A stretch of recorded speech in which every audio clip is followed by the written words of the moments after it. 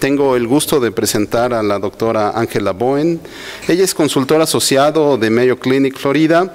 Obtuvo su título de médico en la Escuela de Medicina de la Universidad de Louisville y completó su residencia en neurocirugía en la Universidad Northwestern en Chicago. Actualmente está completando un año de capacitación adicional con el doctor Alfredo Quiñones en la especialidad de neurooncología. Dr. Bohnen, please, if you can.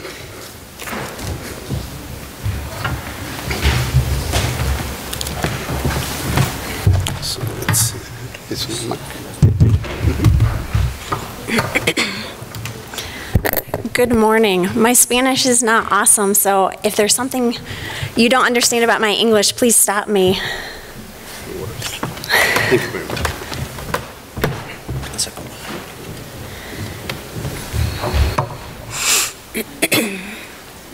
Good. Thank you. So the topic that I'm going to talk about today is neuroplasticity. And just a brief overline, we're going to go through an introduction and talk about what plasticity actually is, the mechanism of how this happens, how we study it, and then what it means in terms of gliomas and neurosurgery. Neuroplasticity, in a nutshell, means adaptation and compensation. For centuries, the brain was thought to be a fixed network, a static organ that was organized with areas of highly specialized regions such as motor, sensory, language, that was then interspersed with non-eloquent regions. With this view, it was thought that damage to these highly functional regions would lead to a permanent neurological deficit. This dogmatic view then led us to believe that many lesions or tumors that were in these locations were inoperable. And this inflexible type of model was challenged by regular observations of functional recovery after actual brain damage.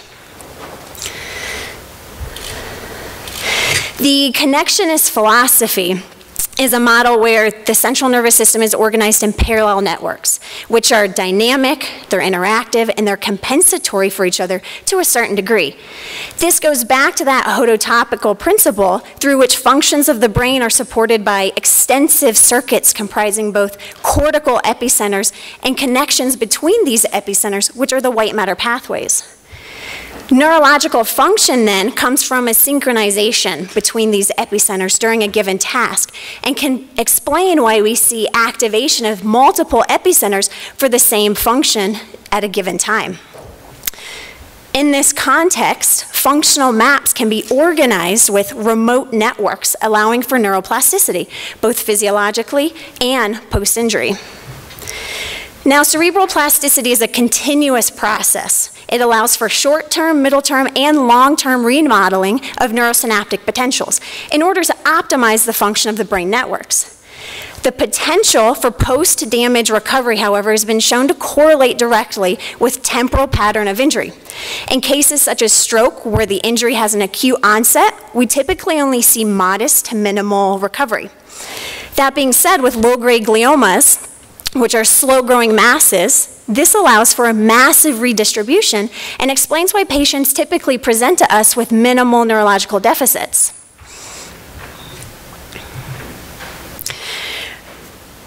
Now, studies looking at pre- and post-functional imaging have suggested multiple mechanisms for neuroplasticity, including recruitment of new connections from parallel networks, recruitment of redundant cortical areas, and recruitment of contralateral epicenters.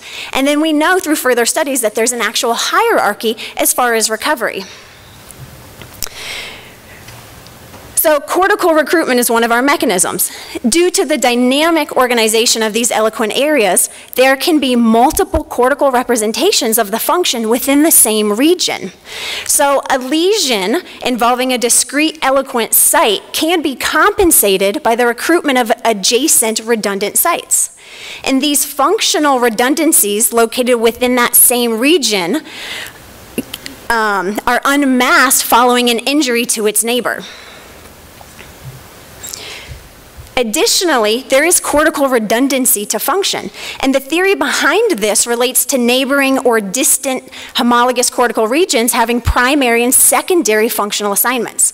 That secondary functional assignment can be inhibited through inhibitory connections from its neighbor or its contralateral sister, And therefore, homologous regions are only able to assume their secondary functional role if that inhibitory input is suppressed.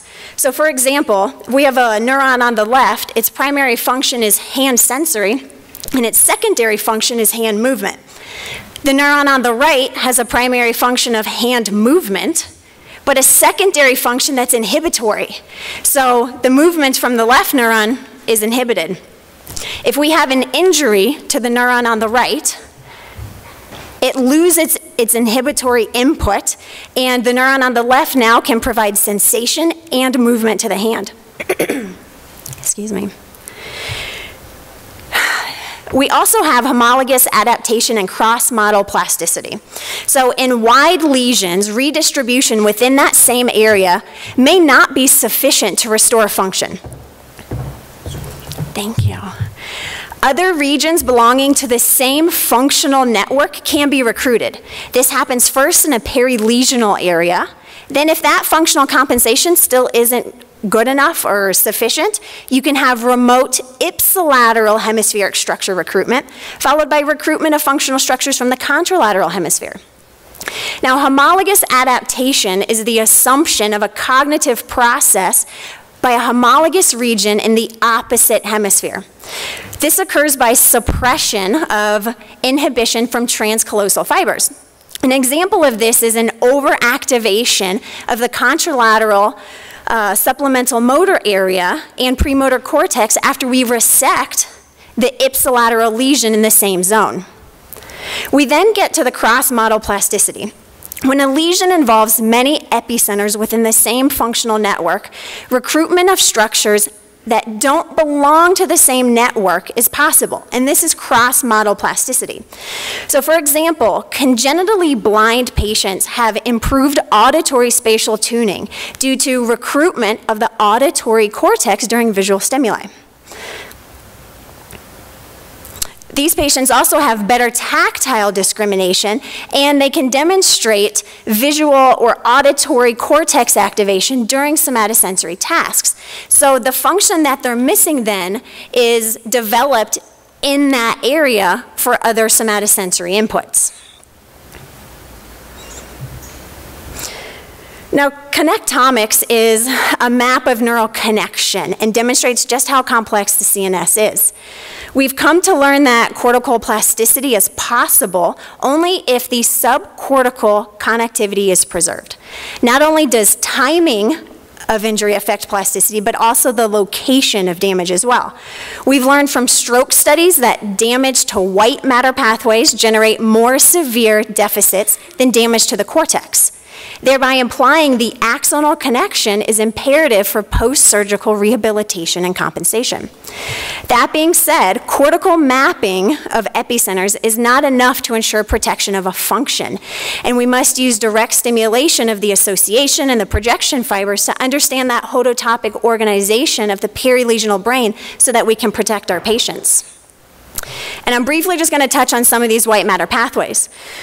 And these are the ones that are more known. So sensory-motor network, which causes movements and dysesthesias. We can map for this intraoperatively, looking for paresthesias, abnormal sensations, or actual movement. That way we can protect patients from developing paraparesis or paraplegia. The visuospatial network includes the optic radiations in the superior longitudinal fasciculus. The optic radiations can be protected during surgery with visual field testing. And additionally, the superior longitudinal fasciculus, looking at spatial cognition, we can test for line bisection intraoperatively to prevent a hemi-neglect. The language network, which was one of the most complex, actually has two parallel pathways that work together. You have the phonological dorsal pathway that's made up of the arcuate fasciculus and part of the SLF. And stimulation of this arcuate fasciculus relays a conduction error, while the SLF portion can cause articulation errors. The semantic pathway, which is the ventral pathway, consists of the inferior frontal occipital fasciculus, the inferior longitudinal fasciculus, and the unsonant fasciculus. Lesions in any of these pathways can affect the semantic understanding of language, which can also be tested. The Mentalization Network is the social cognition and our ability to recognize emotions. This includes two subcircuits which must be maintained, part of the SLF and the cingulum. The SLF is important, as you can see it has many functions. It's important in this network for theory of mind. And the cingulum is important for high-level mental processing, such as understanding the intent of somebody's behavior. Damage to either one of these pathways can lead to behavioral problems that can actually mimic different psychiatric disorders. The behavioral network consists of the inferior longitudinal fasciculus. This is a bidirectional tract that involves processing and modulating visual cues. It's imperative for function and allows for visually guided decisions and behaviors. So how do we study this neuroplasticity? It's an electrical circuit that's going on underneath the skull. Well, we have multiple ways to do this, some non-invasive, including functional MRI, transcranial magnetic stim, and then more invasive intraoperative techniques such as mapping. Functional MRI measures brain activity, and it can provide an estimation of location of functional regions and lateralization of language. It's a task-based MRI, so you alternate periods of performing a task followed by a resting state. This is an actual blood flow study, and in particular, it looks at blood oxygenation levels. And there's two reasons why fMRI works: blood flow and oxygenation. Oxyhemoglobin has a different magnetic susceptibility, allowing for MRI detection. Therefore, when you increase activity and activate a certain area, you perfuse that area, you increase your blood volume and increase the oxygen-rich blood in that region, which then can be detected. On fMRI, we can pick up some of these compensatory mechanisms. So this is an fMRI 17 months apart from a patient who had a left occipital GBM. And you can see that he has developed perilesional recruitment compared to the one on the left. Additionally, this was a patient who had a left sensory motor GBM. A scan 4 months after his surgery revealed some contralateral recruitment, which was picked up by fMRI. Now, fMRI is a great pre-surgical task. It has a lot of pros and cons. The pros is that it's repeatable and that it's non-invasive. There's a lot of data on it, and the spatial resolution isn't terrible. That being said, it is a long test. It's an anatomical test. It doesn't tell you if it's a critical area versus just an involved area. So there's a lot of deliberation with this. And for language, it's not as sensitive and can be as low as 66%. Transcranial magnetic stimulation is an electromagnetic coil that's actually placed against the scalp, which can deliver a painless magnetic pulse that stimulates nerve cells. Now, this type of pulse generally doesn't reach further than 2 inches into the brain. Technicians can select certain areas to stimulate and those that are not. And it's the same field strength as an actual MRI. And this is approved for pre-surgical motor and language mapping. Again, the pros and cons. So we can interrogate the entire brain with this in a non-invasive way. It's quick, it's easily repeatable, and it's actually translatable. But it's really good for motor mapping, but not so good for everything else. It's also limited to the cortex, so you can't do subcortical mapping with it. And then you also have the temporalis that overlays the skull, the skull, which can give you misinterpretation as well. Intraoperatively, we have direct electrical stimulation. And this gets to the concept of anatomofunctional balance, where our goal is to achieve a maximal resection while providing the least amount of morbidity for the patient. The use of intraoperative mapping allows us in a real-time fashion to analyze the cortical epicenters and the subcortical pathways. The mechanism of stimulation is a little bit debatable, but it's thought that the electrical stimulation transiently interacts with the local neurons and the non-local networks, which cause a disruption in the whole network, sustaining a function, which then essentially creates a virtual lesion. This allows us to identify the anatomofunctional boundary of an individual patient and provide a highly tailored resection plan. Mapping also allows us to remove lesions that were once deemed inoperable based on that localizationist theory. During surgery for a lesion invading both cortical and subcortical structures, it's become common practice that we do patients more so in awake, but you can do them in a sleep fashion, and with stimulation in order to assess the functional role of restricted regions. Mapping can also provide or allow us to provide a supratotal resection based on those functional boundaries. And the benefit for the patient is that we can offer them a maximal resection with the least amount of morbidity, which has implications for their overall survival and their quality of life. This is a patient who presented to us with seizures and was found to have a recurrent GBM. And as we scroll through his MRI, you can see his contrast enhancement here, which represents his recurrence, that is anterior to his old resection cavity. Now, this recurrence is in his sensory motor region. If we look at the flare, we can see the surrounding flare signal, which represents edema and non-enhancing tumor. So how do you take this out, removing as much tissue as you can, but preserving his function? Well, we took him to the operating room and did a right-sided craniotomy, awake, with brain mapping for a tumor resection. And here's a short video of his surgery.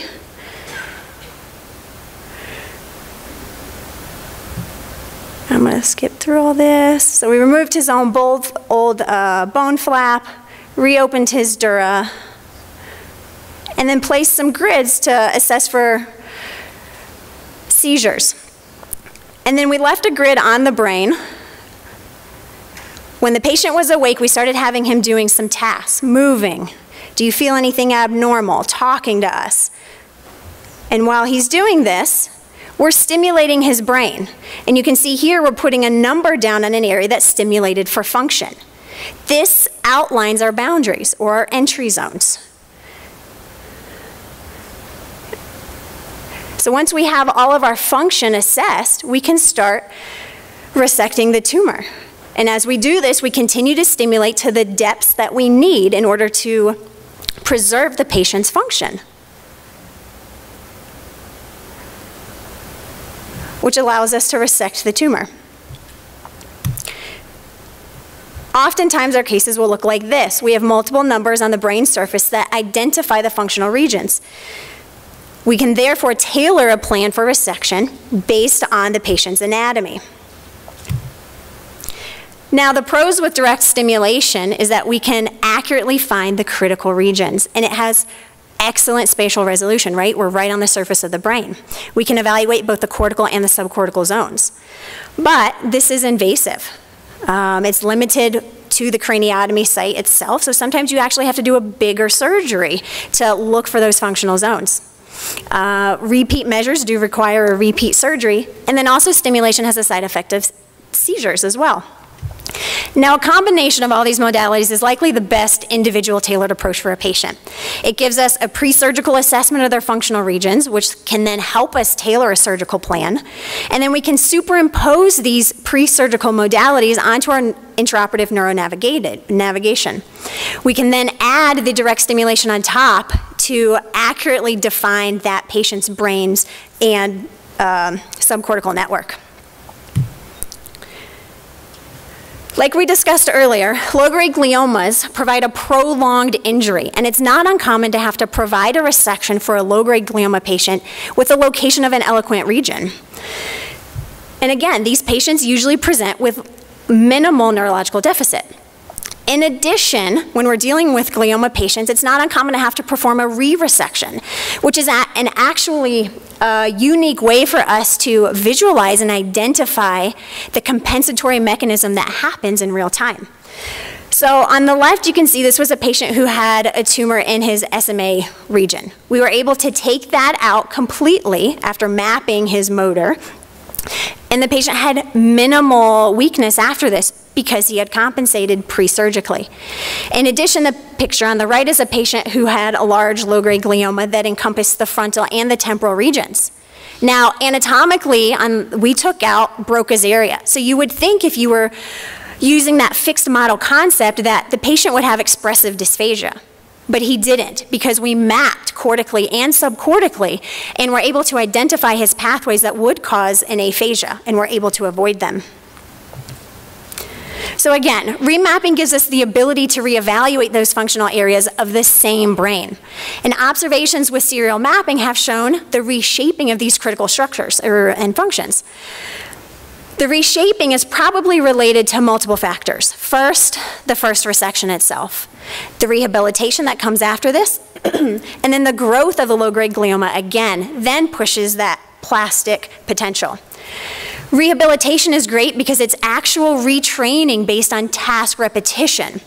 And to facilitate plasticity phenomena, this pushes that boundary and that frontier, and it leads to a positive reinforcement of one task while inhibiting others. Plasticity can be so abundant, plasticity can be very abundant, and this has actually led to kind of the changing of our idea about low-grade glioma resection and some primitive thoughts that think about removing these in a multi-stage approach. Because when we remap, we can find new epicenters, or we can find a lack of previously identified epicenters. And therefore, the idea is that an initial subtotal resection, followed by time allowed to rehabilitate and reshape those networks, will then allow a patient to undergo a second resection, which is more safe and more thorough. There is a limit to the reshaping potential, though. And the aim of this study here was to look at that limitation to brain plasticity. And so what they did was they mapped subtotal resections of low-grade gliomas. They used a post-surgical atlas evaluating intraoperative findings and postoperative MRI findings of a group of low-grade glioma patients that underwent subtotal resection. And they demonstrated that there was a higher probability of residual tumor to be left in the subcortical matter. The probability of leaving a functional tumor residue, according to this color code, increases as the color changes from green to yellow to red. So you can see that the red color is deeper within the brain. Now, using this residual atlas and comparing that to the Montreal Neurological Institute template and DTI imaging atlas, revealed that the subcortical pathways have less inter-individual variability and are less subject to reorganization than the cortical sites, which goes back to our concept of a hierarchy of plastic potential. Furthermore, they superimpose this residual atlas on a white matter fiber atlas, and few pathways actually appeared to be resectable. Those that were included the anterior corpus callosum, the cingulate, the bilateral uncinate, and the anterior bilateral ILF. The rest of them did not reveal much plastic potential. So why do we lack plasticity in certain areas? Well, the lack of the inter-individual variability in resectability indicates that it's unresectable due to the lack of plastic potential, right? So this in part is likely related to the function of the actual tract, whether it's an input or an output region. The input regions are the first relay information entering the brain, whereas the output is the last relay. These are usually unimodal tracts and are likely organized in a serial manner with no parallel pathway. Therefore, damage to the function leads to a permanent deficit. Also, we can look at regional roles within the organizational network of the function. A region that acts as a hub or a functional epicenter allows plurimodal integration of multiple data coming from individual unimodal areas. Therefore, a lesionectomy at this site would cause disturbance on multiple layers. And this major change in the network overwhelms the plastic potential. So what does this mean and why is it relevant to neurosurgical oncology? Well, neuroplasticity gives us a lot to talk about and a lot of research, but it helps us with preoperative planning, what testing is appropriate. It helps us with preoperative counseling to patients. What deficits can you expect and are they recoverable? It helps us obtain an oncofunctional balance and protect our patients. And then it also makes us think about timing of surgery. Do we do this now? Do we let you adapt a little bit? Do we do this in a multi-stage fashion? So in summary, we can say that neuroplasticity exists. It exists both preoperatively and postoperatively. The mechanism includes recruitment, in a perilesional fashion, an ipsilateral hemispheric fashion, and a contralateral hemispheric fashion. Plasticity is hierarchical. The cortex reshapes better than the subcortical pathways. Intraoperative stimulation and mapping can provide a great oncofunctional balance. And then understanding the role of plasticity aids in not only managing our patients, but also helping us counsel them. And I'd just like to thank Dr. Quinones, who's taught me a lot about this year, and then also Dr. Tate, who's at Northwestern, who I worked with in residency. And the rest of my colleagues who are here with us.